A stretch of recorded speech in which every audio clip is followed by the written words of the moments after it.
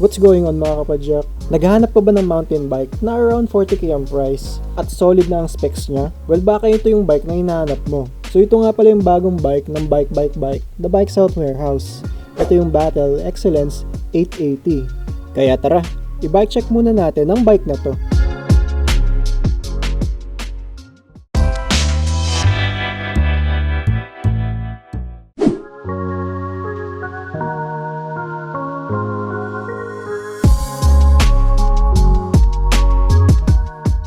Battle or Tianjin Fujita Group Co. Limited. Isa to sa largest bicycle manufacturer sa China at na-establish sila in 1992 at located yung mga factories nila sa Tianjin, China.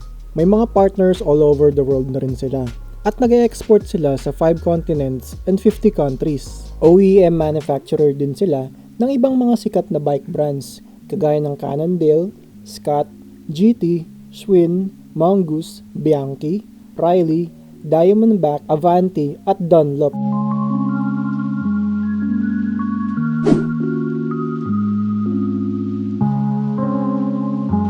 Alloy na yung frame nito na 6061 aluminum at hydroform na rin pala yung frame nito. Tapered yung head tube, smooth welding at naka-internal cabling na.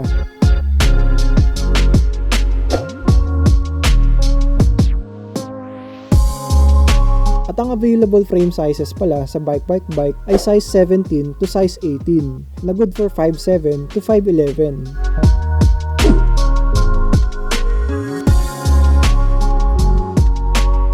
Naka-rock shock TK30 suspension fork na rin pala to na may 100mm on travel, 30mm stanchions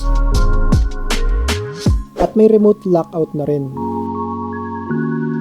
Pero naka-coil type suspension pa lang siya. Kung sa trails naman, basta XC trails, kaya na yan dahil magandang quality naman yung build nito at subok na yan.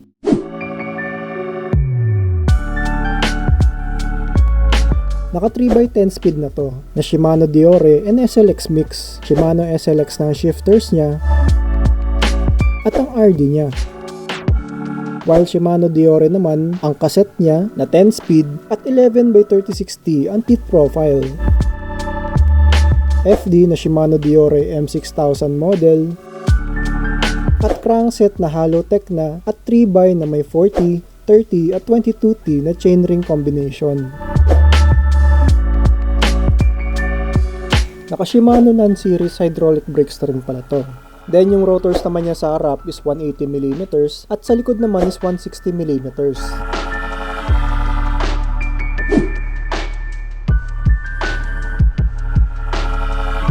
Alloy na yung rims nito at naka double wall na rin na WTB SX19 ang brand. Then sa tires naman naka maxi space na to na 27.5 by 2.10 ang lapad.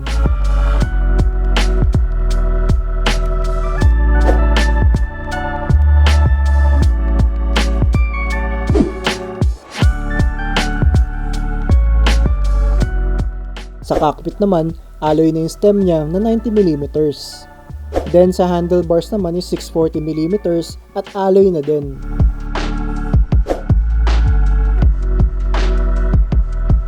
And seat post is alloy na din na 31.6mm ang lapad. Then sa saddle naman is Battle branded pero gawa yan ng Velo. At may kasamang pedals na rin pala to at alloy na din.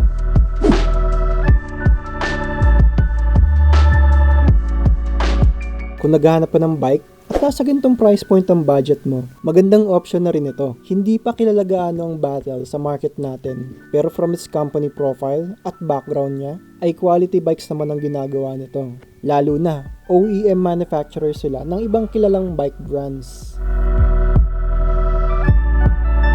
Overall, good quality bike na to for cross-country trails. From its frame alone na gawa sa lightweight aluminum, pati sa parts and components niya na pang-bike enthusiast talaga. From rock shock to Shimano Diore at SLX ay panalo na to.